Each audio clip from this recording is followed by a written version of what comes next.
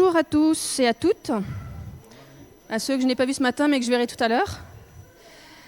On va lire ce matin dans le psaume 16, donc pour ceux qui ont la petite Bible blanche qui sont sur les chaises, c'est la page 502. Ô Dieu, protège-moi, car je me réfugie en toi. Je dis à l'Éternel, toi tu es mon Seigneur et mon bonheur est en toi seul. Je suis plein d'affection pour tous ceux qui sont saints dans le pays. Ce sont eux qui sont vraiment grands. Mais tous ceux qui s'empressent après un autre Dieu ne font qu'augmenter leur tourment. Je ne prendrai pas part à leur sanglante libation. Le nom de ces idoles ne passera pas sur mes lèvres. L'Éternel est ma part et la coupe où je bois. Tu garantis la part que j'ai reçue. Tu en as fixé les limites. C'est un jardin plein de délices. Oui, c'est pour moi un patrimoine merveilleux. Oui, je veux bénir l'Éternel qui me conseille, et même dans la nuit, je suis instruit dans mon être intérieur. Je garde constamment les yeux fixés sur l'Éternel, car il est ma droite, pour que je ne vacille pas. Voilà pourquoi mon cœur est dans la joie, mon âme exulte d'allégresse. Ainsi, mon corps repose dans la confiance. Tu ne m'abandonneras pas dans le séjour des morts. Tu ne laisseras pas un homme qui t'est attaché descendre dans la tombe. Tu me feras connaître le chemin de la vie, plénitude de joie en ta présence, délice éternelle auprès de toi. Bonjour à tous. Donc on poursuit la série sur les psaumes qui sont assez différents les uns des autres. Le psaume 16. Alors, je ne sais pas à qui vous faites confiance, à quoi vous faites confiance. Sur les réseaux sociaux, il y a tellement d'informations que c'est difficile de savoir à qui faire confiance, à quoi faire confiance. Avec l'IA, qui est bien pratique des fois, ça vient rajouter quand même des grosses incertitudes, si ce qu'on voit est vrai, pas vrai, potentiellement manipulé. Est-ce que vous faites confiance facilement à vos proches, aux premiers venus, à votre famille? Certainement, tout ça, c'est un peu différent et vous n'avez pas les mêmes attentes en fonction des personnes. Tout à l'heure, Samuel nous demandait quelles sont vos attentes par rapport à Dieu. Et c'est une vraie question qu'on trouve dans ce psaume 16, écrit par David. David qui était le petit dernier d'une famille qui n'était pas forcément le plus estimé parmi ses frères, qui l'envoyait au champ, alors qu'eux c'était des guerriers valeureux. Et pourtant, David, dans ce psaume, il exprime cette confiance qu'il a trouvée, qu'il a acquis en Dieu. Donc pour David, c'est clair, sa confiance, c'est la confiance en Dieu. Et on va se poser la question de pourquoi David a cette confiance en Dieu, comment ça se retranscrit après dans sa vie quotidienne, et finalement, est-ce que c'est pour le passé, pour le présent, ou pour toujours que David avait cette confiance? Qu'est-ce que nous, on peut en tirer? Est-ce que nous, on peut avoir la même confiance? Ou est-ce que c'est un niveau vraiment trop haut pour nous et on ne pourra pas y arriver? Donc la source de la confiance, on voit dans le psaume 16, déjà il commence par un premier verset, le psaume 16, « Ô Dieu, protège-moi, car je me réfugie en toi ». Donc ce premier appel de David, c'est un appel au secours. On peut imaginer qu'il était dans une situation qui n'était pas simple, qui n'était pas la plus facile, et il demande à Dieu de l'aide. Et ça, c'est le premier verset qui nous place un peu dans le contexte. Mais très vite, on va voir qu'il change de registre complètement, et on ne va plus du tout être dans l'appel à l'aide. on va être dans une expression de ce qu'est Dieu pour lui et comment il a expérimenté Dieu. Donc il a expérimenté Dieu, on voit dans le verset 1, comme un refuge. Un refuge, on en a parlé déjà plusieurs fois.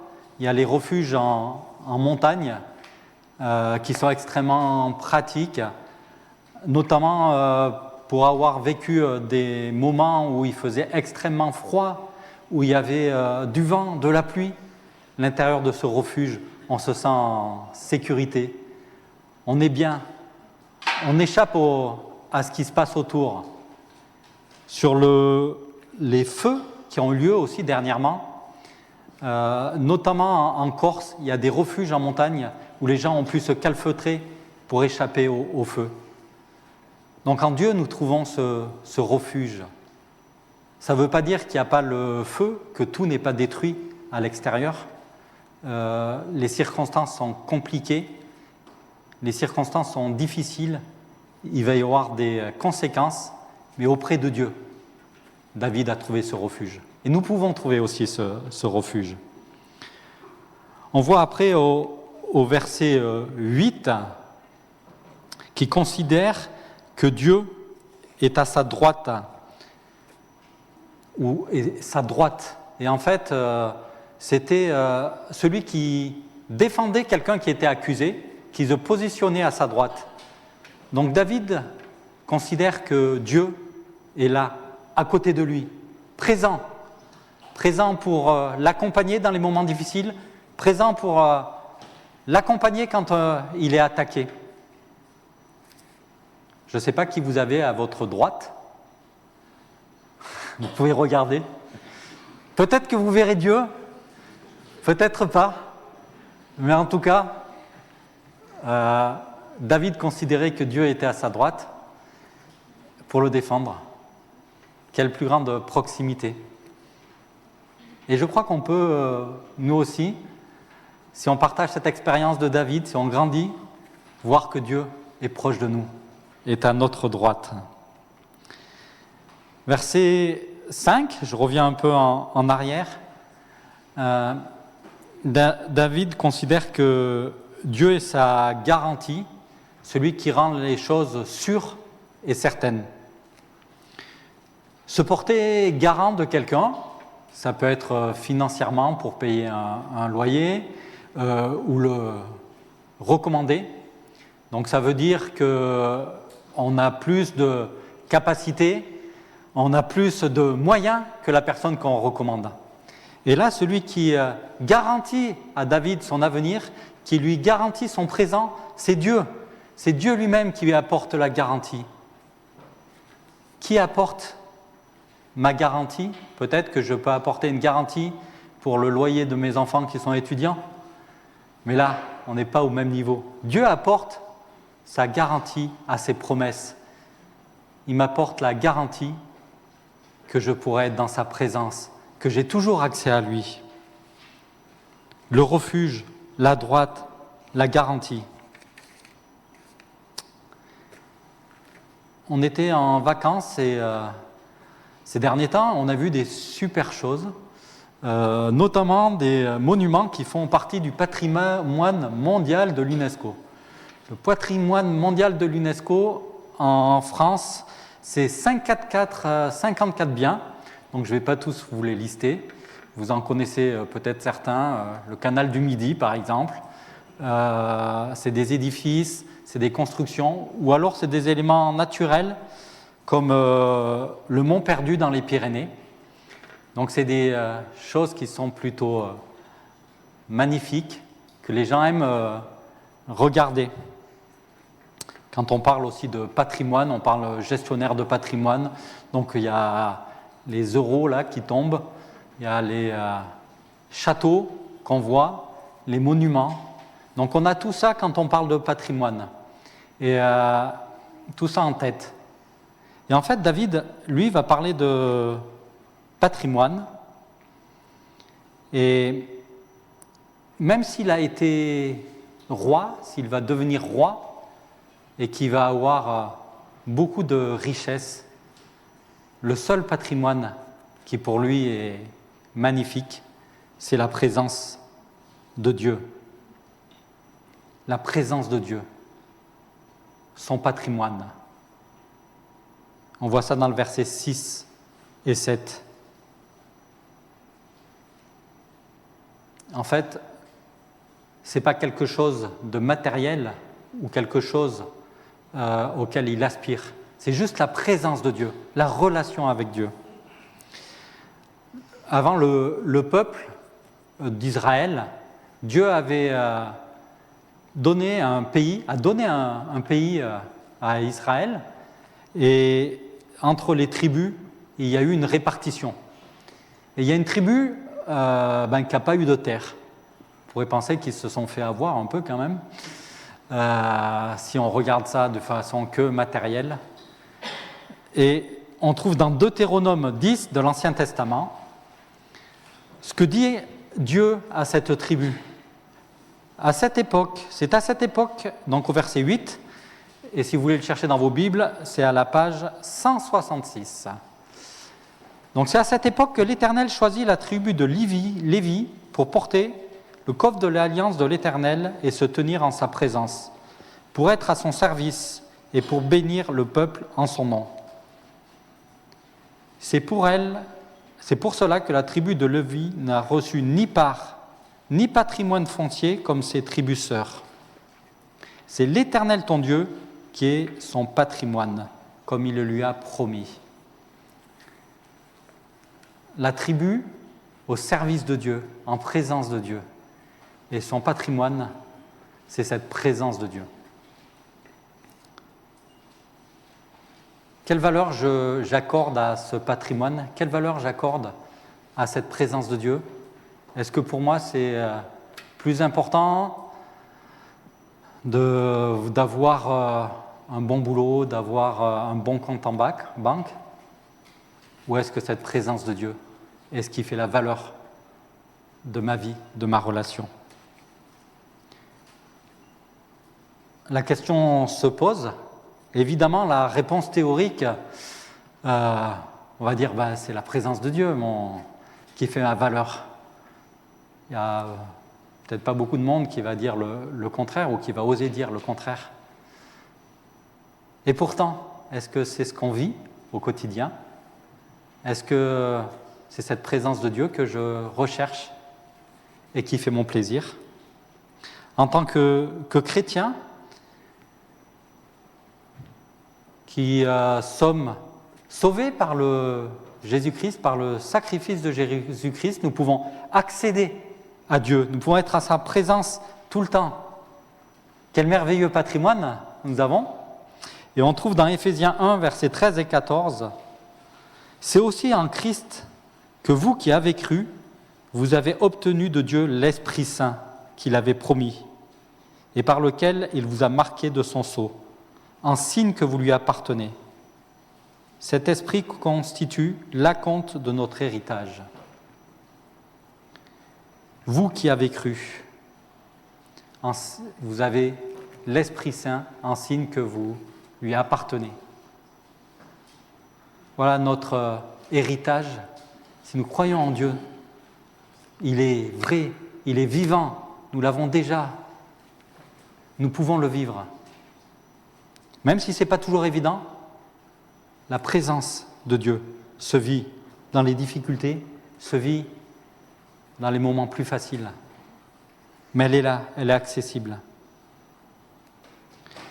On voit aussi au verset 7, je vais aller assez rapidement, que même quand on n'y pense pas, Dieu est là, même pendant la nuit. Même pendant la nuit, Dieu est le conseiller. La nuit, c'est les moments où il ne se passe rien, où il se passe moins de choses, où on est en repos.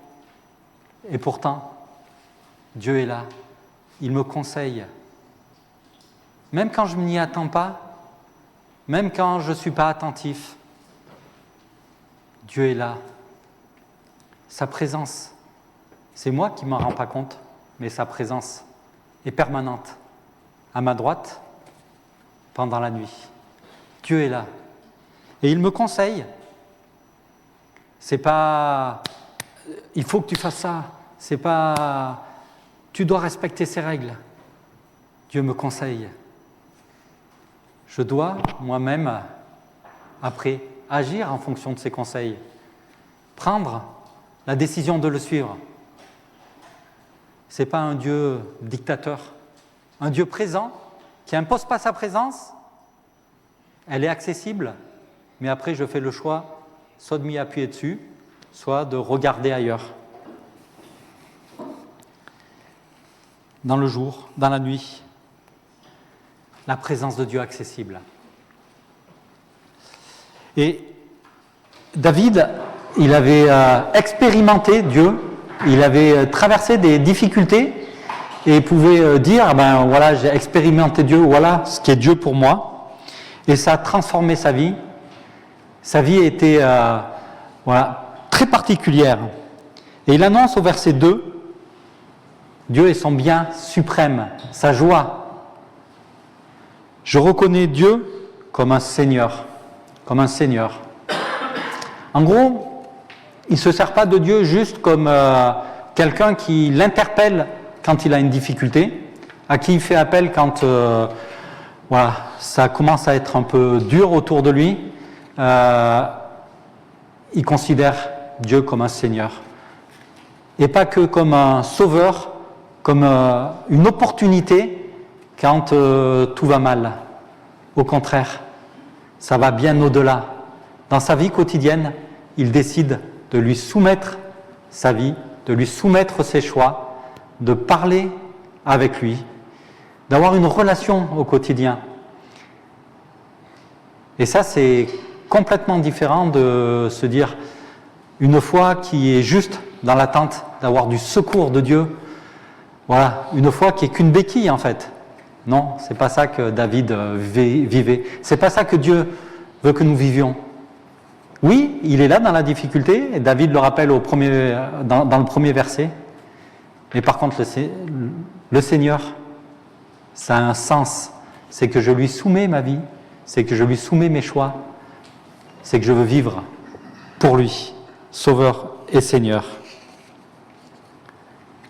Jésus est-il réellement votre Sauveur? Est-il réellement votre Seigneur? Au versets 2 et 4, je ne vais pas développer ces versets, mais on voit que David, il avait aussi des conséquences dans l'estime qu'il avait des gens qui suivaient Dieu. Il recherchait comme fréquentation ces gens qui suivaient Dieu, ces gens qui partageaient sa foi. Donc certainement, nous aussi, on peut rechercher la présence de nos frères et sœurs, de ceux qui partagent cette foi, partager entre nous ce que Dieu a fait pour nous. Ça ne veut pas dire qu'on a que des amis chrétiens, loin s'en faut. On est des amis non chrétiens avec qui on partage des bons moments. Mais ne négligeons pas ces moments où on peut partager notre foi. C'est des moments d'encouragement importants. Verset 7. Je ne sais pas si vous avez entendu, mais oui, sûrement, on le dit, que Dieu vous bénisse. Que Dieu vous bénisse, on le dit assez souvent dans des églises ou même quand on veut demander ou quand on veut invoquer le Seigneur sur quelqu'un, une aide du Seigneur, une présence spécifique du Seigneur. Et ça va souvent dans ce sens-là. Mais là, on voit dans ce verset 7 que c'est David qui bénit. Oui, je veux bénir l'Éternel qui me conseille. David dit du bien de l'Éternel. David ne se contente pas d'être centré sur ses problématiques, d'être centré sur lui-même. Il parle à Dieu. Il dit tout le bien qu'il pense de Dieu. Il lui dit ce qu'il est, il lui dit ce qu'il fait. Et ça, c'est important. Dans nos prières, est-ce que dans nos prières, on parle que de nous?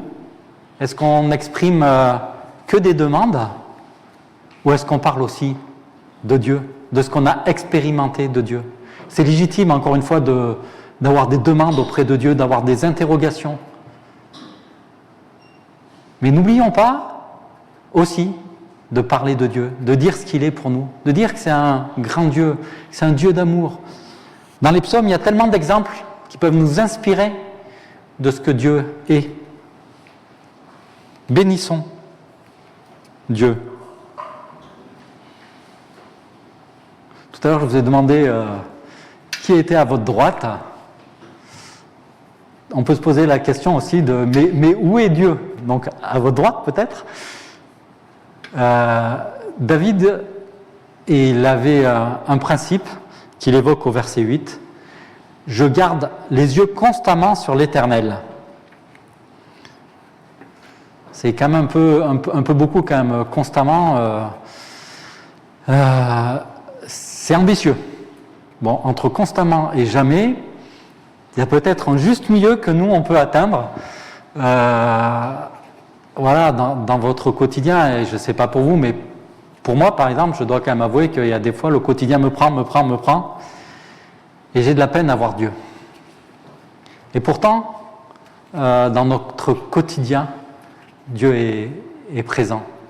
Dans notre quotidien, Dieu intervient par des petites choses, par des grandes choses, par la parole d'un ami, par quelque chose qui se déroule bien mieux que prévu, par sa création.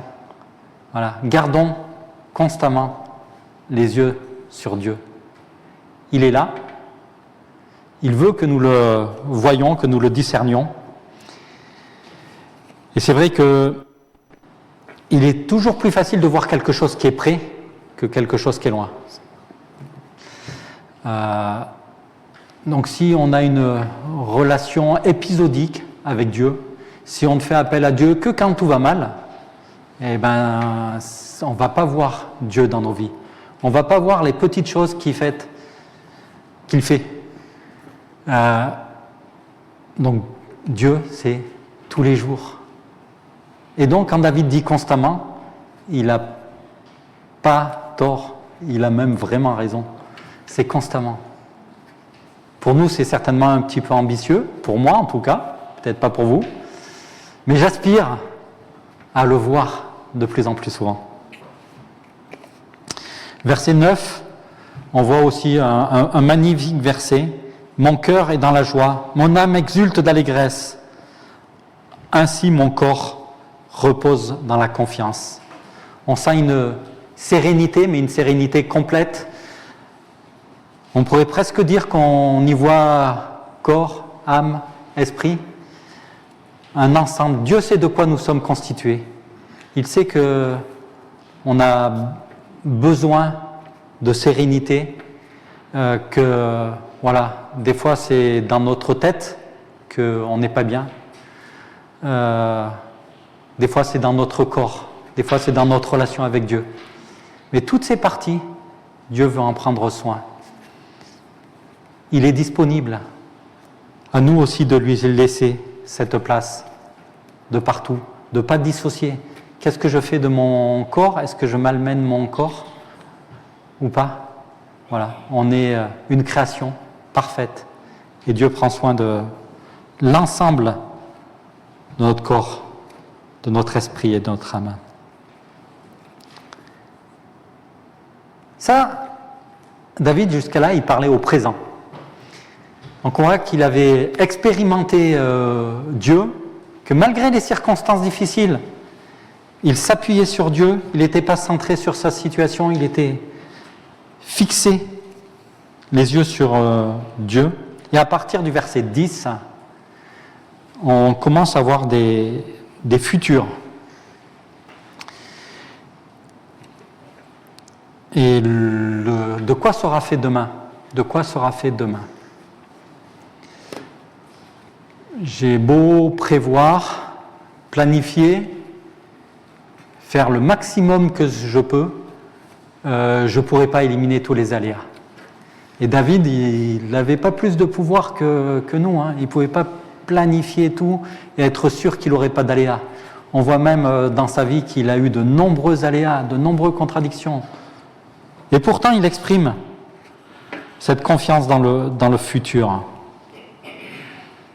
C'était sa confiance, mais ça pouvait être aussi notre confiance.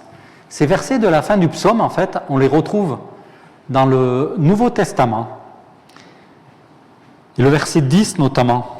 À la fin du verset 10, il est dit « Tu ne laisseras pas un homme qui t'est attaché descendre dans la tombe ».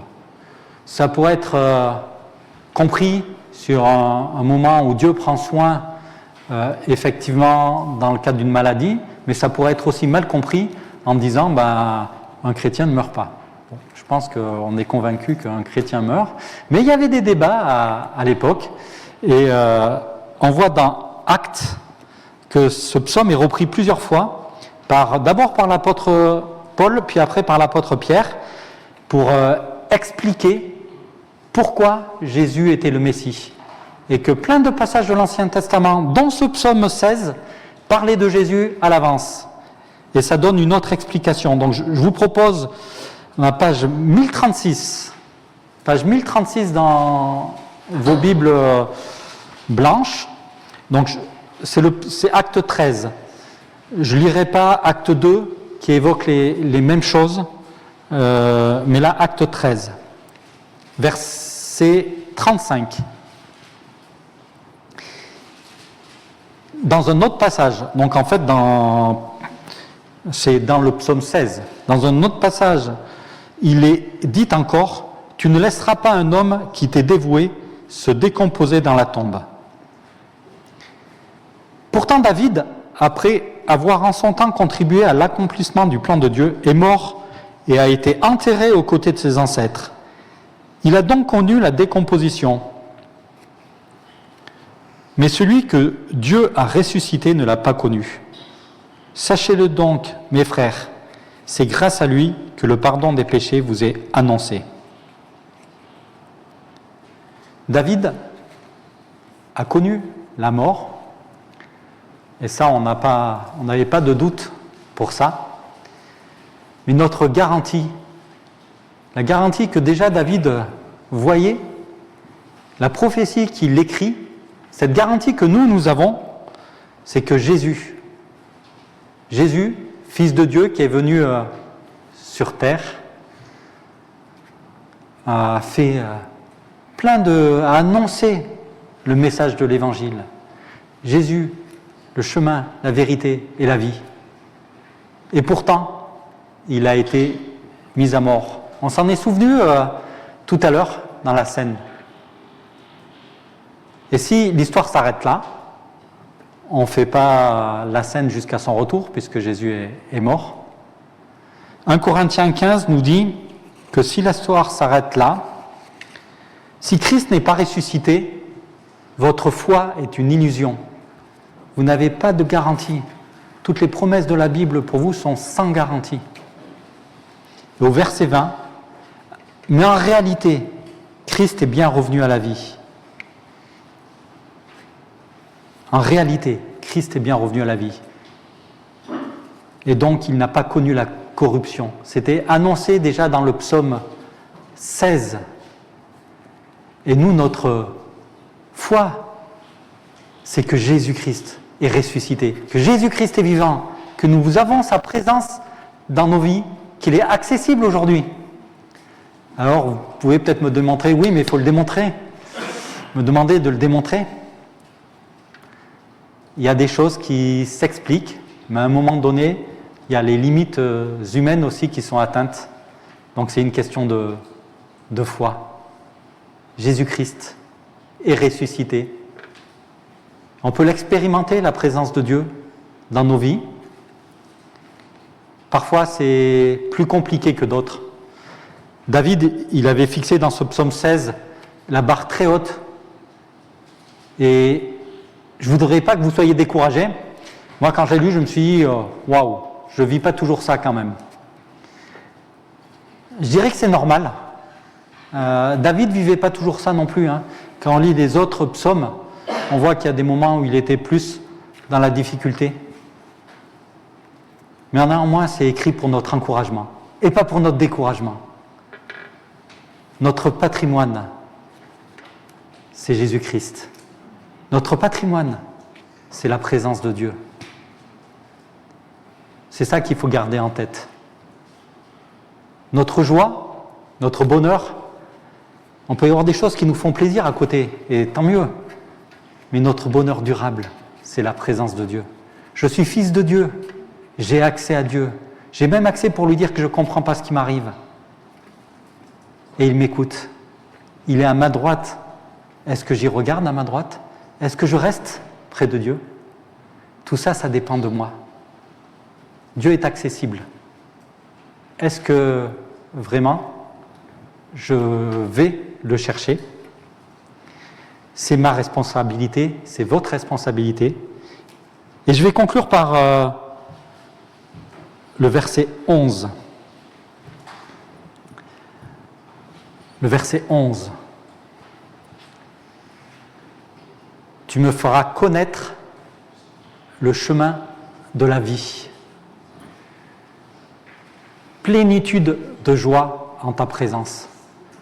Le chemin de la vie, c'est pas plein de choses matérielles, c'est pas plein de réussites, mais c'est plein de joie en la présence de Dieu. Et la fin, délices éternelles auprès de toi. Nous avons une projection future d'être auprès de Dieu, mais la vie chrétienne, c'est déjà la joie dans la présence de Dieu, ici. Cette joie qu'on peut partager entre nous, qu'on peut partager autour de nous en la vivant. Je vais prier.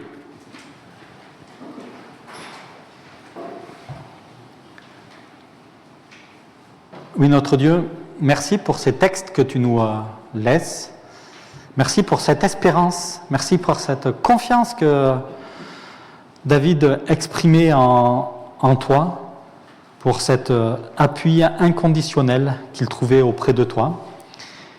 Et Seigneur, je veux me remettre à toi pour que chaque jour je puisse grandir dans cette confiance. Je veux nous remettre à toi pour que, en fonction de l'étape où nous sommes, nous puissions découvrir cette confiance, la solliciter, grandir aussi dans cette confiance. Merci parce que tu es encore accessible. Merci parce que tu nous donnes ce bonheur. Merci parce que tu nous donnes cette joie. Et je nie pas, nous nions pas qu'il y a des moments difficiles, qu'il y a des moments où on a besoin d'être dans un refuge, qu'on a besoin d'être secouru.